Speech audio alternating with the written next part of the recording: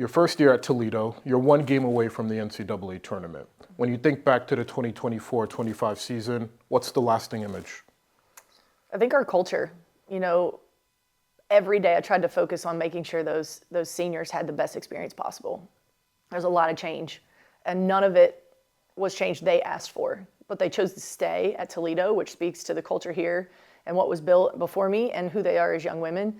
And I just was so committed and dedicated, our entire staff was, to making sure that those seniors had the best possible last year in that jersey. And I think, again, shy of the NCAA tournament, but I think in a lot of minds, outpaced maybe early expectations. And I'm really proud of the work that we did on the court and in the classroom. And how can you make sure that the expectation from last year, the culture that you built last year, is not necessarily something that defines this new team that you have? I love our leadership on this current roster. You've got Ella Weaver and Cadence Dykstra and Kendall Carruthers coming back. Faith Fudd Robinson and Eva Cole played a lot of minutes for us last year. Destiny Robinson as well. But kind of that core of returners understand the weight of the jersey in a good way. What's expected, of Toledo women's basketball players, not only, again, on the court, but in the classroom and in the community.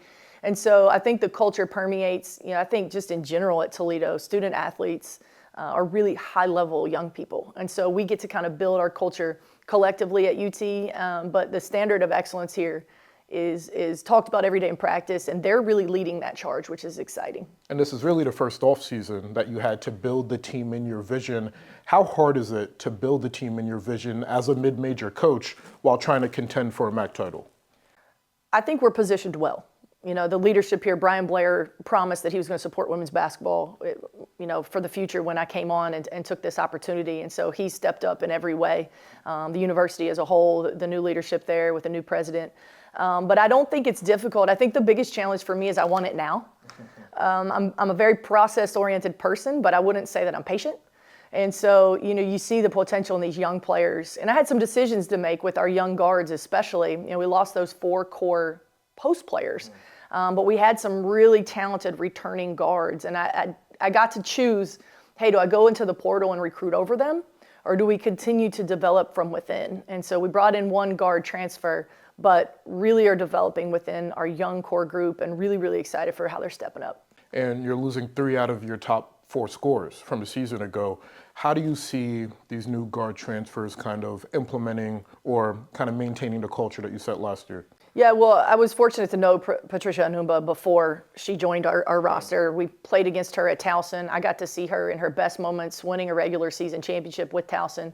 I got to see her in what could have been, the most adverse moment of her career, losing to us in the championship on their home court. And she's just a first-class human being beyond the basketball. So I knew she'd be a great fit in the locker room. She's a winner.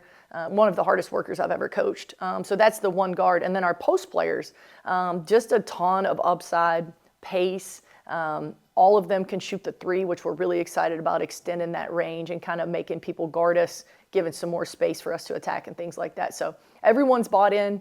This is an extremely coachable group. And I can honestly say we're having a lot of fun every single day in practice competing. You mentioned the fast pace. That's kind of what your offense is known for, playing quickly, getting points quickly. When you think about this team as a whole, now that it's shaped in your vision, how does it reflect the vision you have for this team? Sure. I think, one of the biggest hurdles we're kind of navigating as a staff right now, we don't talk about with the team directly, is we lost almost all of our 3-point shooting, especially with then Destiny Robinson being kind of that fourth 3-point shooter. So Kendall Carruthers, the main 3-point shooter coming back. So within that fast pace, you've got to be able to stretch the floor. You've got to have shooters on the floor. Like I said, our post players coming in, bringing a little bit of that. But Ella Weaver, playing at a really, really high level right now. Cadence Dykstra has worked on her 3-ball. Faith Fudd Robinson's worked on her 3-ball. Evilise Cole has always been a good shooter. Didn't necessarily have to do that for us last year. She's shooting the ball really consistently. So there's a lot of good things happening. Especially in practice when we compete against our practice squad. Those young men are amazing. They raise the level every day. They're so selfless and so good for our team. And just because it hasn't happened in live games for some of these players yet, doesn't mean then that they're not ready and they're not absolutely capable. And I know your first year at Monmouth was only 4 years ago, but college athletics have changed so much. How have you seen your role as head coach evolve over the years? I think the opportunity at Toledo was so enticing for me because of how much I value community, how much I value connection. And so my role specifically here, beyond rev share and NIL, is to make sure that our young women are present and giving back to the greater city of Toledo, Lucas County, and the surrounding counties. And so I would say that's a big evolution, is being out in the community more than I've ever been. I'm enjoying that part of it very much. We have so many fans that, whether it's at the grocery store or at, a walk for the cure, whatever it might be, they grab me and just say, thank you for, coming to Toledo, choosing Toledo. And I feel like I'm the beneficiary. I'm the lucky one. I've gotten notes this past season from season ticket holders, 20, 30 years. I came with my dad and now I have our seats. And the overarching theme from all of this is that the Toledo women's basketball team brings joy to our community. They look forward to watching us compete. And so, that's a new thing for me, walking out in front of 5,000, 6,000 fans and wanting to really be our best for them. Culture and community are two things that you've preached ever since you were hired. Sure. But you also just said that you want things now, that you can grow kind of impatient. How long did it take you as a head coach to care about how something happened more than what happened? I think those 18 years as an assistant were really valuable, right? Because I was the office that they stopped in, the players. I was a lead recruiter on a lot of them. They would stop in and just sink in the chair and be like, gosh, I feel frustrated. I feel this. And that kind of developed they become what you see in them philosophy. And if I see greatness in them and their potential and we're working toward that every day, to me, that's extremely rewarding. My urgency is probably more for our fans, because I know their expectations for our program and I want them to experience those wins with us. But I love the process. I think our coaching staff does a very good job of watching film, getting in the gym, and really raising the level and making sure that the uniformity across the board for our standard is very consistent. How does the way you interact with players now differ from 18 years ago when you started coaching? Well, I'm the scary head coach now. The first time I walked in the room at Monmouth, I was the cool guy as an assistant. I walk in, hey, what's up, coach? And then I walked in as a head coach, and everybody's like, I was like, oh my gosh, I'm the scary head coach now. But being able to bridge those relationships, obviously our players aren't scared of me. You can see our relationships, we have them. But I think it's just a different role in that seat, making sure that I communicate at a really high level. The thing I can say about this particular team is they're not only high achievers, but really, really competitive with themselves. I think those two things go hand in hand. So my relationship with this group, I feel, is really, really strong. I tell them all the time, I don't love any of you more. I've just loved some of you longer. We have these 7 new players, and so I think they believe that. And we spend time off the court too, going to get coffee, just watching film, hanging out in the office, doing whatever. But I think the biggest difference is, that seat just carries a different weight, and I'm okay with that. Is there anything you had to unlearn once you became a head coach? That's a great question. I haven't been asked that one yet. I think the one thing that I've probably had to unlearn is questioning myself.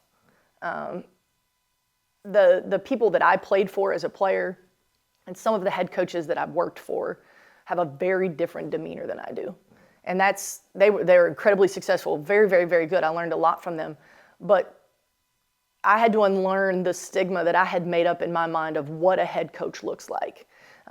We see a lot of them, when I was growing up, Bob Knight, and they're screaming and throwing chairs and stomping. And those of our fans that have watched me coach, I'm pretty polarized from that, try to maintain composure and find solutions. So I think I had to unlearn what my idea of a head coach was like, and then really lean into just trusting who I am and that it's enough, and trusting that I'm always going to continue to grow and seek out new knowledge, new techniques, technical things that will help our program, and new ways to connect. When did you know you were built for the job? Whew. It's like parenting. I don't know if you know. Because momentum turns into consistency then turns to confidence. But when did you know, all right, I'm confident 100% of the time now? I'm confident that I'll do the work. I don't think I'm confident that I have all the answers yet. And maybe that's why I do get to sit in this chair, is that growth mindset, staying on my path, on my journey of, continuing to outwork, continuing to find new ways to connect, new ways to train and develop our players, whether it's going to an NBA conference this summer or connecting with my peers. But I do believe that there's a reason Toledo chose me and that I was the right fit for Brian and our leadership. I think this is the perfect fit for me. And so though I don't have all the solutions and answers yet, I'm very confident that I'm the right leader for Toledo and that we're going to take this place to new heights. And when you look at Power 4 schools, they're plucking from the MAC every season across every sport. Every sport, right, yeah. So with that, where do you see Toledo on the continuum of MAC title contenders this season? We are built to contend for championships. There's a little bit of a turnover in the roster with losing those 5 seniors that had played 130 games in the jersey. That's a lot of basketball. And so we're going to have a little bit of an experience early, but it won't be a lack of talent. And I'm excited to continue to push. I think very much like last year, the team everybody saw in that first home game against Marshall, where some of our fans were like, what is happening? And then the team in January and then the team in March. There'll be different versions of this team that continues to grow and compete. And I'm really excited for us to be our best at the end.